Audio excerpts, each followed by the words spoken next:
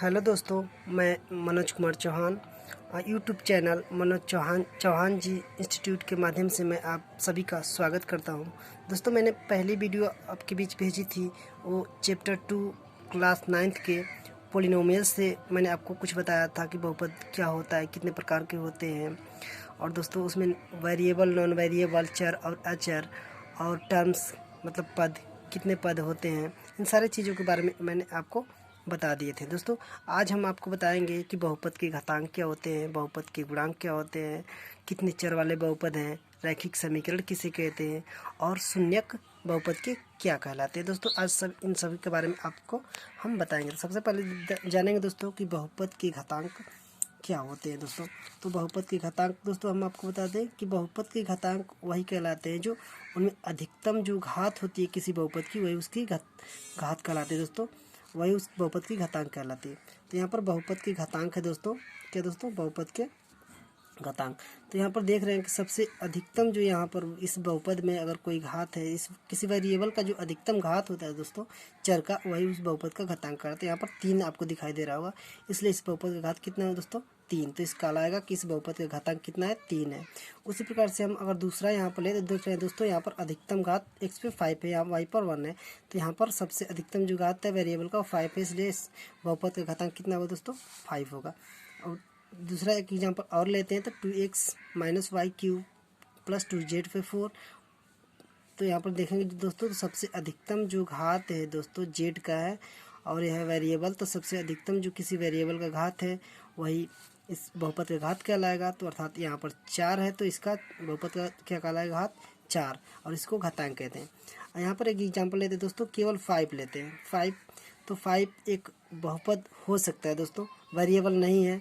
तो यहाँ पर हम वेरिएबल आपको बताते हैं कैसे रहता है। तो अगर 5 1 जे 5 लिखें तो यहाँ पर 5 होता है दोस्तों। लेकिन अगर इस हम जानते हैं कि x पे घात 0 होता है तो उसका मान कितना होता है, 1 होता है। या किसी भी, हम आपको पहले बता चुके हैं कि किसी भी संख्या के ऊपर घात 0 है तो उसका मान 1 होता है, उसका वैल्यू 1 ही होता है। तो यहाँ पर 5 × 1 को हम x के पावर 0 लिख सकते हैं, तो इसका वैल्यू भी 5 आएगा। तो हम कह सकते हैं कि इस बहुपद का जो घातांक होगा वो क्या होगा, 0 होगा। या ऐसे भी कह सकते हैं कि किसी भी नॉन वेरिएबल का जो घातांक होता है क्या होता है दोस्तों, 0 होता है। अब हम जानेंगे कि बहुपद के गुणांक क्या होते हैं। बहुपद के गुणांक, तो दोस्तों यदि बहुपद कोई भी हो, किसी वेरिएबल को हम नाम पकड़ के बोलते हैं, जैसे x² का गुणांक ज्ञात कीजिए, a का गुणांक बताइए, y² का गुणांक बताइए। तो दोस्तों हम उसके सामने उस टर्म को उठा के बाहर निकाल लेते हैं उस व्यंजक से, और उसको देखते हैं कि उसमें कौन सा उसका गुणांक है या फैक्टर क्या है उसका। फैक्टर का मतलब होता है गुणांक। तो इसमें पूछ रहा है x² का गुणांक क्या होगा। तो यहाँ पर हम एक व्यंजक लेते हैं, 5x² + 3x - 2। ठीक है दोस्तों, तो इस व्यंजक में हम देख रहे हैं कि x² कहाँ है। सबसे पहले हम ढूंढेंगे कि वो इस व्यंजक में वो कहाँ है, x² जिसका हम गुणांक पूछते हैं। तो यहाँ पर दिखाई दे रहा है हमको कि x² यहाँ है। तो इसको हम इस व्यंजक से बाहर निकालेंगे दोस्तों, वो भी सिंबल के साथ। तो प्लस है तो यहाँ पर प्लस के साथ में निकालेंगे। उसके बाद हम देखेंगे दोस्तों, तो यहाँ पर 5x² है, तो x² का तो गुणांक पूछ ही रहा है, तो इसके बाद क्या है, तो 5 है। तो x² को छोड़ देंगे तो 5 हमको दिखाई देता है। तो इस व्यंजक का जो गुणांक होगा दोस्तों वो होगा 5। तो अगला है x² का गुणांक, इसमें हम कह सकते हैं कि ये 5 होगा इस व्यंजक में। ठीक है, अगला हम एक एग्जांपल लेते हैं, -x² + 3x - 2। ठीक है दोस्तों, तो यहाँ पर इस व्यंजक में x² का गुणांक क्या होगा, तो इस हमको सबसे पहले ढूंढेंगे किसमें, x² कहाँ है, तो यहाँ है। तो इसको हम माइनस के साथ अर्थात सिंबल के साथ इसको बाहर निकालेंगे, तो -x²। तो यहाँ पर x² का गुणांक पूछ रहा है, तो इसको भूल जाए दोस्तों x² को। तो इसको अगर हम हटा दें x² को, तो आपको दिखाई दे रहा होगा माइनस, जो यहाँ पर माइनस है। तो सबसे पहले हम यहाँ पर माइनस लिखते हैं। और यहाँ पर अगर किसी भी वेरिएबल, कोई भी वेरिएबल है, उसके पास अगर कोई नॉन वेरिएबल नहीं है तो हम मान लेते हैं कि वहाँ पे 1 है, तो यहाँ पर 1 है। ठीक है दोस्तों, तो इसका x² का जो गुणांक होगा वो -1 होगा। तो हम लिखेंगे कि x² का गुणांक कितना होगा, -1 होगा। अगला जो है दोस्तों, एक और एग्जांपल हम लेते हैं, 3y - 2 3 23x² + 5 है। तो इसमें x² का गुणांक बताना है। तो इसमें हम टर्म को उठाएंगे, यहाँ पर 23x², वो भी सिंबल के साथ, तो -23x²। तो इसका पूछ रहा है दोस्तों, x² का पूछ रहा है, तो इसको हटाओ, इसको भूल जाओ, तो क्या बचेगा, -23। तो -23 ही इसका क्या होगा, गुणांक होगा। यह गुणांक कहलाएगा। तो यह बहुपद का, इस बहुपद का यह गुणांक होगा। इस बहुपद में x स्क्वायर का गुणांक कितना होगा? -23x। ए का, इस बहुपद में हम मान लेते हैं कि एक बहुपद है, तो ए का गुणांक कितना होगा यहाँ पर? तो इसमें ए का गुणांक पूछा है, ए स्क्वायर -2a + 3 में ए, केवल ए का गुणांक। तो इसमें हम सबसे पहले ढूंढेंगे ए है कहाँ, तो इस व्यंजक में यहाँ ए है। ठीक है दोस्तों, तो यहाँ पर ए है, तो इसमें हम ए को हटा देंगे तो क्या बचेगा? -2। तो यहाँ पर हम देखेंगे तो इस व्यंजक में ए का गुणांक जो होगा वो -2 होगा। ठीक है, तो आगे हम जानेंगे गुणांक। आपको हम बता दिए ए का, किसी भी वेरिएबल का गुणांक या x स्क्वायर, वाई स्क्वायर या ए का गुणांक होता क्या। अब हम आपको बताएंगे कि शून्यक क्या होता है। किसी भी बहुपद का शून्यक ज्ञात करने के लिए हम यहाँ पर एक बहुपद लेते हैं px, और यहाँ होता है x स्क्वायर -3x + 2। ठीक है दोस्तों, तो यहाँ पर हम एक बहुपद लेते हैं, तो इसका शून्यक अगर पूछता है तो हम इसको 0 के बराबर मान लेते हैं। ठीक है दोस्तों, जैसे मान लीजिए एक और px ले लिए हम, तो यहाँ पर है x + 2, तो हम मान लेते हैं कि x + 2 जो है वो है 0 के बराबर। ठीक है दोस्तों, तो इसको हम 0 के बराबर, तो यहाँ से x का वैल्यू क्या आएगा? -2। तो यहाँ पर -2 आ गया, तो इस -2 को हम इसमें इन्वॉल्व करेंगे, इसमें रखेंगे, तो px के यहाँ पे -2 का रखेंगे, तो जहाँ भी x है वहाँ पे हम क्या रखेंगे? -2, और यहाँ पर +2 पहले से है, तो यहाँ पर हम देखेंगे तो कितना हो गया? 0। ठीक है, तो यहाँ पर 0 हो गया। तो अगर यह इस वैल्यू को हम इसमें रखने के बाद यह 0 हो गया, तो हम कहेंगे कि जो यह वैल्यू आई है, x का मान जो आया है, तो वह इस बहुपद का वो शून्यक कहलाएगा।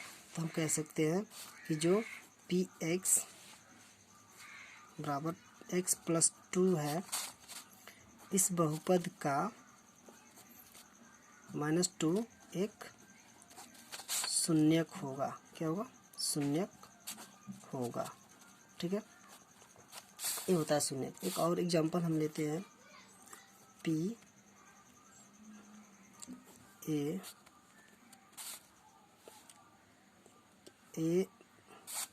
स्क्वायर + 3। तो इस व्यंजक में हम a स्क्वायर + 3 को हम एक 0 के बराबर मानते हैं। तो यहाँ से हम वैल्यू निकालेंगे a स्क्वायर का हम निकालेंगे, तो यहाँ पर +3 है, तो हम इसको इधर लेके जाएंगे तो क्या हो जाएगा? -3। तो यहाँ से a स्क्वायर का जो मान आ रहा है वो है -3, तो स्क्वायर को हटाएंगे तो a रूट के अंदर चला जाएगा। तो ये हम कहेंगे कि -a√3 जो है इस बहुपद का a स्क्वायर + 3 का एक शून्यक होगा। क्या होगा? शून्यक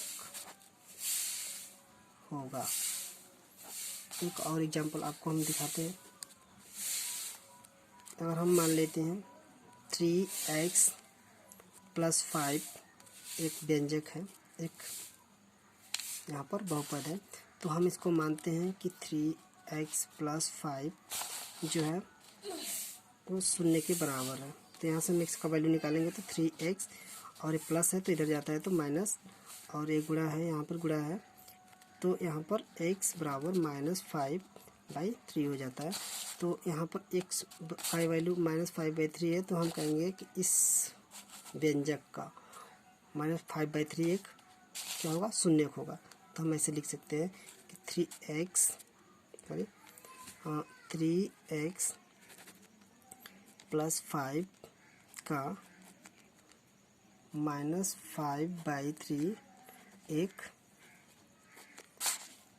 शून्यक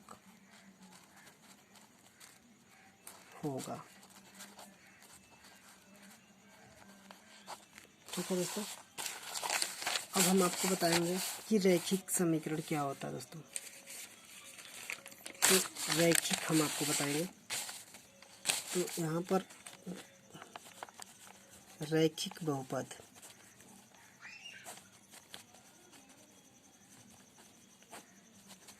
ठीक है, रैखिक बहुपद लीनियर पॉलिनोमियल्स इसको कहते हैं।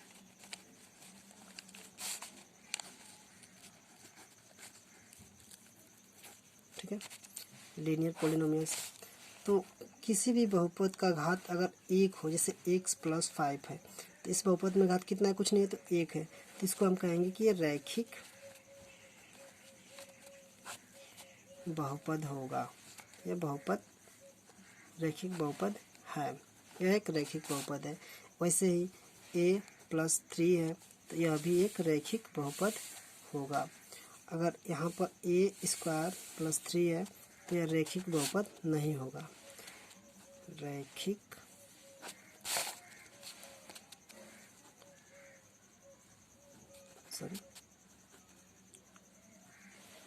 बहुपद नहीं होगा। ठीक है दोस्तों, क्योंकि इसका जो पावर है वो 2 है। तो हम आपको बताएं कि किसी भी वेरिएबल का जो पावर 1 होता है तो वह एक रैखिक बहुपद कहलाता है। अगर यहाँ पर a t है तो यह एक रैखिक बहुपद होगा, ये होगा लीनियर पॉलिनोमियल्स कहलाएगा। ठीक है दोस्तों, तो यह वीडियो आपको कैसी लगी ज़रूर कमेंट करिएगा, और आपको निश्चित रूप से समझ में ज़रूर आया होगा। तो इस वीडियो को लाइक करें, पसंद करें। धन्यवाद।